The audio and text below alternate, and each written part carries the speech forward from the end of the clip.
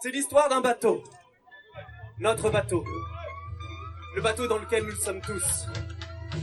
Mais ce n'est pas le radeau de la Méduse, ce bateau. Non. Ce n'est pas celui-là. C'est d'un autre type de bateau dont il s'agit. Et nous savons bien de quel type de bateau il s'agit. Il en partait des centaines, des milliers, d'ici, de ces quais, à Bordeaux, à l'époque où des hommes pouvaient posséder d'autres hommes. Ces bateaux partaient d'ici conquérir le monde. Nous le savons, c'est déjà notre histoire, elle est déjà écrite. Ces bateaux négriers, ils ont colonisé des peuples. Ils ont déporté des millions d'âmes. Ils les ont massacrés. Les maîtres de ces bateaux, ces hommes qui possédaient d'autres hommes, ils amassaient des richesses inouïes en paiement de leur œuvre civilisationnelle. Avec ces richesses, ils ont bâti plus de bateaux encore, pour conquérir plus d'espace, pour posséder plus d'hommes, ramener plus de richesses. Alors pourquoi est-ce que je vous raconte cette histoire, maintenant, à cette marche pour le climat? Parce que c'est à cause de ces bateaux que nous sommes ici aujourd'hui, oui. Parce que c'est pour leur galère que les maîtres ont commencé à raser des forêts entières, à vider des mines, à épuiser des plantations, et que la tempête a commencé à se rapprocher. Et ce sinistre commerce ne se déroulait pas que dans le profond lointain, non. C'est aussi ici, avec leur galère, à l'époque où les rois régnaient encore, qu'ils ont déporté les paysans pour s'emparer de leurs terres. C'est avec leur galère qu'ils ont déporté les femmes qui n'avaient pas encore brûlé comme des sorcières pour s'emparer de leur ventre et de leur savoir. Et quand leurs richesses ont dépassé celles des rois, les maîtres de ces bateaux les ont renversés et sont devenus les nouveaux rois. Maintenant, les maîtres de ces bateaux ont fait rentrer le monde entier dans leur cale. Nos avenues portent leur nom. Nos livres ne parlent que d'eux. Et nos dirigeants les commémorent. Nous sommes tous dans le même bateau, oui. Mais c'est un bateau immonde. Un bateau où nous ne sommes pas tous au même niveau. Un bateau où tout en haut, perchés dans leur cabine, une minorité de la croisière s'amuse. Pendant qu'en bas dans la cale, la majorité galère et crève déjà de la montée des eaux qui s'infiltrent par toutes les pourritures de la coque. C'est un bateau qui ne tient debout que par la violence et les chaînes pour que chacun reste à sa place. C'est un bateau qui n'avance plus depuis longtemps à la force du vent, mais qui dévore pétrole, charbon, uranium, terre, minerais pour continuer sa course folle. Il a réussi à dominer les éléments. Mais les éléments non plus n'aiment pas être dominés. Et eux aussi se soulèvent contre le bateau. Alors, nous voyons, la tempête qui arrive. Nous voyons les cyclones. Nous voyons les sécheresses, les feux, les pandémies qui se font de plus en plus menaçantes. Qui ça, nous? Nous, qui sommes ici à cette marche. Et d'où le voyons-nous? Nous ne sommes pas au fond de la cale, nous. Et certainement pas dans les cabines. Nous sommes sur le pont. Nous voyons la tempête depuis nos maisons chauffées. Sur nos ordinateurs connectés. Et dans nos emplois encore un peu épargnés par ce confort schizophrénique et précaire. Nous n'avons pas choisi d'y être. Mais c'est là que l'histoire nous a mis. Et c'est ici que nous aurons à écrire la nôtre. La tempête nous a éveillés. Et pourtant, nos maîtres veillaient sur notre torpeur obéissante. Oui, avec quelques subterfuges, usant de nos propres faiblesses. Ils voilaient nos sens de l'immondice du bateau. Ils voilaient nos oreilles des claquements du fouet qui résonnait dans la cale. Ils voilaient nos yeux de la tempête qui grandissait à l'horizon. Et ils nous promettaient croissance, prospérité, confort, tranquillité, pour que nous continuions à faire tourner le pont sagement. Mais la tempête s'approche et elle nous a réveillés en grondant plus fort que les mensonges de nos maîtres. Nous la voyons maintenant qui arrive vers nous. Ou plutôt, c'est nous qui fonçons vers elle. Nous entendons maintenant clairement nos frères et nos sœurs qui hurlent et qui luttent dans le calme face à l'eau qui monte, puis face au fouet qui n'a jamais cessé de claquer. Nous voyons que dans leur cabine, nos maîtres ne changeront pas de trajectoire. Ils ignorent jusqu'aux scientifiques qui les alarment depuis le pont. Alors que le bateau est en proie à une épidémie, ils ferment des lits d'hôpitaux. Alors que nous avons besoin de toutes les forces et intelligences pour changer de course, ils maintiennent le cap et font claquer les fouets plus fort dans les cales. Alors que le bateau dévore déjà la terre entière, il continue d'agrandir ses moteurs. Cette histoire est terrifiante. Et c'est celle que nous vivons aujourd'hui, avec nos enfants, nos familles, nos amis. Alors que faire? Quelle suite allons-nous écrire? Allons-nous traverser le pont pour sauter dans des canots, tenter notre propre aventure loin du bateau? Non, cette histoire est impossible. Du haut de leur cabine, armés de canons, les maîtres nous ont avertis. Il n'y aura pas d'alternative. Et puis, elle n'est même pas désirable, cette histoire. Car quelle humanité voudrions-nous sauver en laissant dans la cale tant de frères et de sœurs? Mais nous voyons maintenant de plus en plus clair. Nous comprenons l'histoire. Nous filons vers la tempête, au péril de l'humanité. Parce que ce bateau est devenu inhumain. Même nos maîtres ne maîtrisent plus rien. Pour éviter la tempête, c'est tout le bateau que nous devons changer. Et nous le pouvons maintenant. Car nous sommes sortis de la torpeur. Nous nous éveillons. Et de marche en marche, nous nous mettons en mouvement. Et alors que nous nous demandons comment le changer, nous voyons que nous ne sommes pas seuls à vouloir le faire. Nous ne sommes pas seuls à vouloir éviter la tempête. D'autres mouvements contraires s'agitent depuis la cale pour changer la course et la structure du bateau. Alors que nous venons à peine de nous éveiller, nous voyons déjà d'autres mouvements se lier, dont les destins sont liés. Nous sommes liés aux paysans qui des Indes jusqu'en Inde résistent pour que leurs terres ne deviennent pas des exploitations agricoles. Nous sommes liés aux ouvriers et aux ouvrières de la raffinerie de Grand Puy, aux usines chinoises en grève qui luttent pour libérer leurs forces de vie de l'asservissement au profit. Nous sommes liés aux femmes qui luttent, des soignantes hospitalières aux combattantes kurdes, contre l'exploitation de leur corps par un système qui les viole comme il viole la terre. Nous sommes liés au mouvement des coloniaux, qui des Antilles françaises à Charlottesville aux États-Unis lutte contre les violences racistes, réduisant certains humains au rang de bétail exploitable jusqu'à l'abattoir.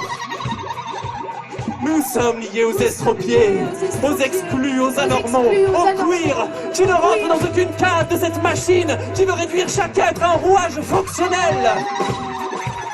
Nous sommes liés à tous ceux qui refusent cette galère de douleur et veulent en faire une arche pour l'humanité entière.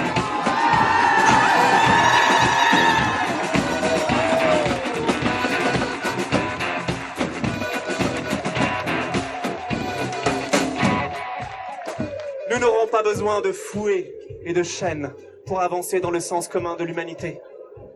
Plus nous serons libres d'utiliser nos forces et nos intelligences, à égalité de droits et de dignité, dans un esprit solidaire et généreux, et plus nous aurons de puissance pour changer la course de ce bateau et surmonter la tempête.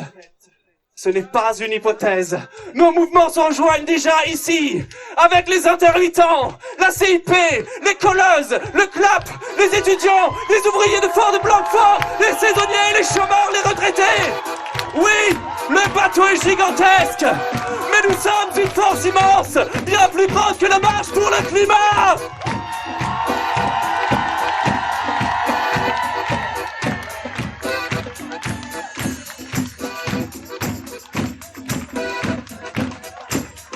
Cependant, Cependant, nous devrons faire face à des oppositions terribles. Les maîtres nous rappelleront que nous sommes sur leur bateau, sur leur pont. Et comme ils n'y mettent jamais les pieds sur le pont, ils manipuleront toutes les âmes encore plongées dans la torpeur pour maintenir l'ordre de leur histoire macabre. Mais ce n'est pas ce qui se passera dans notre histoire. Croyez-vous que les endormis le resteront longtemps face à la tempête et à notre force grandissante? Croyez-vous que c'est à nos maîtres qu'ils se lieront une fois éveillés? Comment pourraient-ils se lier à nos maîtres? Nos maîtres si gris, dans leurs costumes identiques, leurs corps de robots qui passent leur temps à serrer les mêmes mains, leurs promesses qui ne nous mettent plus en marche, leurs masques qui ne trompent plus personne. Make our planet great again. Oh really? Is it your projet?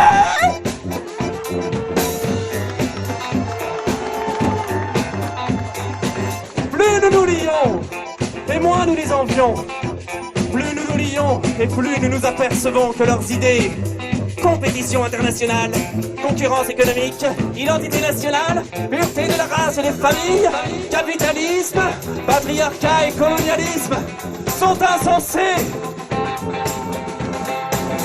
Nous accueillerons tout le monde, sans distinction de race, de classe, de sexe, de religion, parce que nous voulons faire de cette galère une âge pour l'humanité entière.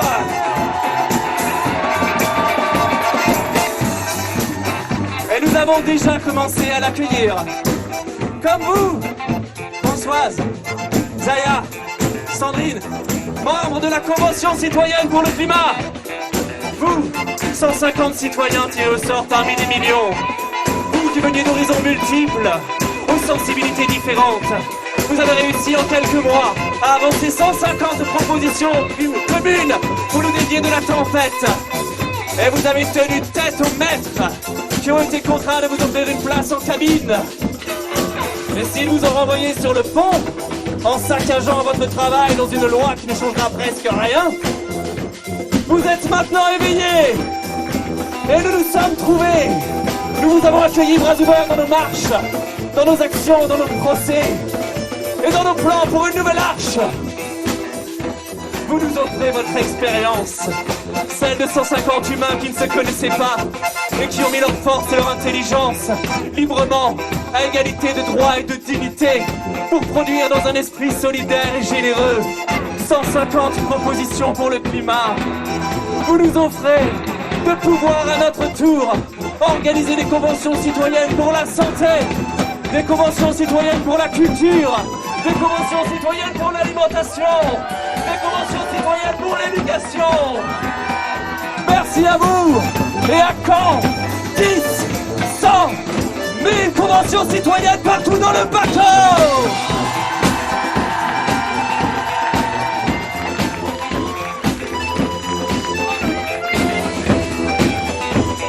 Et vous n'êtes même pas arrivés seuls. Vous êtes arrivés avec les gilets jaunes.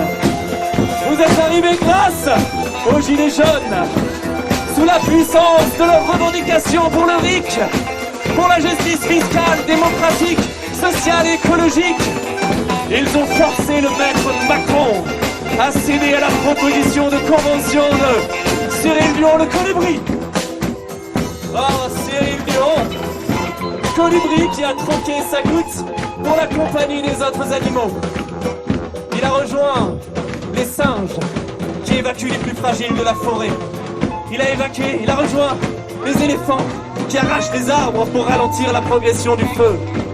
Il a rejoint les castors qui démontent leurs barrages pour libérer les flots sur le grand incendie.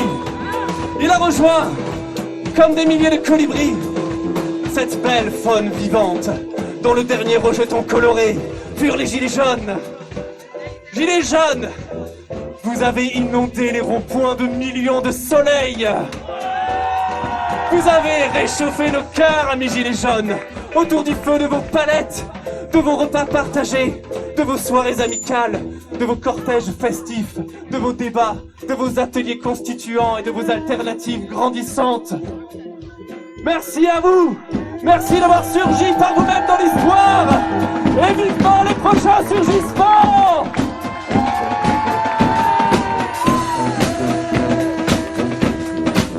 Nous nous sommes battus ensemble pour que le rond-point perdure, que nos défilés défilent encore, que nos propositions soient appliquées. Nous nous sommes battus ensemble pour que nos voix soient entendues par nos maîtres, que nos vies valent plus que leurs profits. Nous avons enduré ensemble les gaz, les grenades, les matraques, les perquisitions et les gardes à vue. Nous avons enduré toutes les injures, les infamies sur nos personnes. Nos maîtres en perdaient toute logique.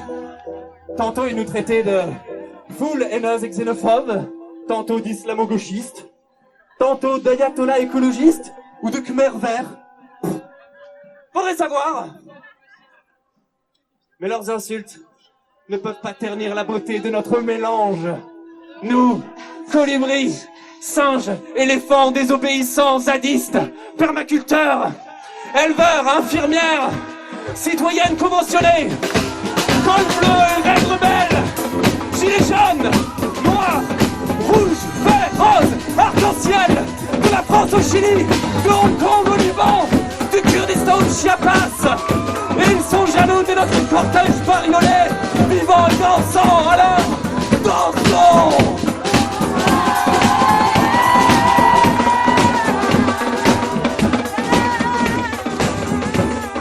Ils sont jaloux et tristes, pauvres maîtres. Ils sont tristes parce qu'ils ne pourront pas toujours nous empêcher de nous relier. Ils nous voient nous tendre la main sur le bateau.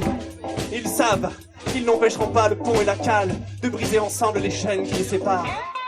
Ils savent qu'ils ne nous empêcheront pas de démonter leur cabine. Non pas pour construire des potences. Non, nous ne voulons tuer personne, nous. Nous aimons la vie. Nous voulons seulement nous servir des planches de la cabine pour transformer le bateau immonde en arche. Ou même nos maîtres pourront vivre. Il leur suffira d'arrêter de nous donner des coups de fouet et de nous donner des coups de main. Et nous ne voulons pas seulement nous raconter une belle histoire. Nous espérons bien la vivre. Et ce ne sera pas toujours beau. Ça ne sera pas toujours facile. Nous ne la vivrons pas jusqu'au bout. Car nous espérons bien que l'histoire humaine dure bien après nous. Alors oui, nous mourrons un jour. Et nous mourrons peut-être sans avoir réussi à éviter l'œil du cyclone. Nous mourrons peut-être d'avoir voulu briser nos chaînes. Nous mourrons peut-être noyés dans le cale ou jetés du pont. Alors, comment rester droit? Comment ne pas sombrer de nouveau dans la torpeur? Comment vivre cette histoire et suivre le bon cap? Eh bien, nous avons de la chance. Nous pouvons compter sur la plus belle boussole qui soit. Cette boussole, c'est la joie.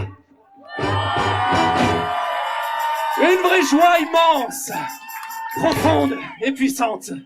Une joie qui n'a rien à voir avec les plaisirs frustrants de la marchandise, avec les distractions futiles de la société du spectacle, ou avec les flatteries hypocrites de nos maîtres. Je vous parle d'une vraie joie vaste et profonde, capable aussi d'accueillir nos peines et nos deuils. Une joie qui ne craint pas la mort, car elle sait que la vie peut continuer après. Une joie qui n'est rien d'autre que le sentiment de notre perfectionnement en tant qu'être. Le reflet des liens d'amour et de soin que nous tissons avec l'humanité et le monde. L'expression de notre puissance vitale grandissante. Oui, nous pouvons nous fier à cette joie. Et nous devons être guidés par cette joie. Elle sera notre meilleure force, notre plus juste boussole. Elle s'allume quand nous sortons de la torpeur et que nous ouvrons nos yeux et nos cœurs sur nos frères de galère. Elle nous étreint quand nous nous relions dans nos actions alternatives. Du pont à la cale en passant par ceux qui voudront bien descendre de leur cabine. Elle grandit quand nous n'aurons plus peur des injures de nos maîtres pour mettre des mots sur nos mots et que nous affirmerons et fort que nous ne voulons plus de ce bateau impérialiste, patriarcal et capitaliste.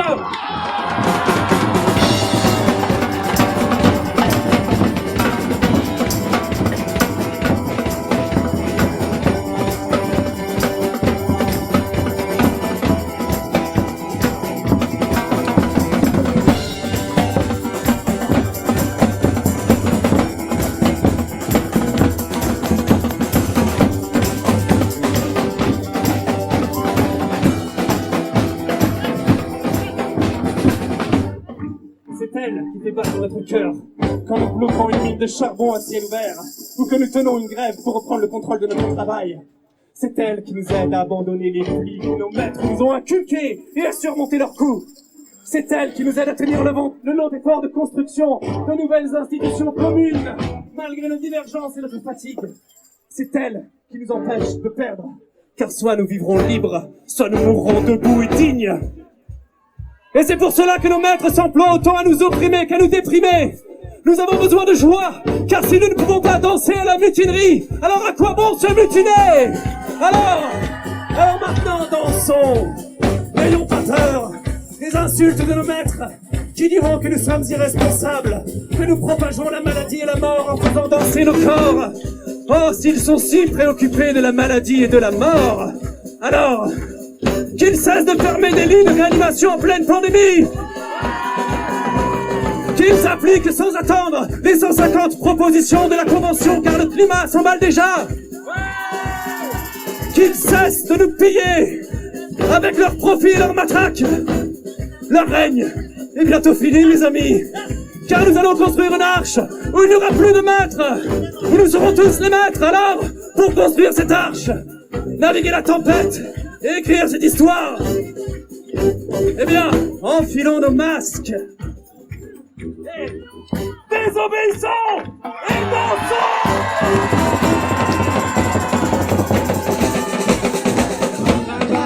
Your body, everybody move your body. My body, your body, everybody move your body. My body, your body, everybody move your body. My body, your body, everybody move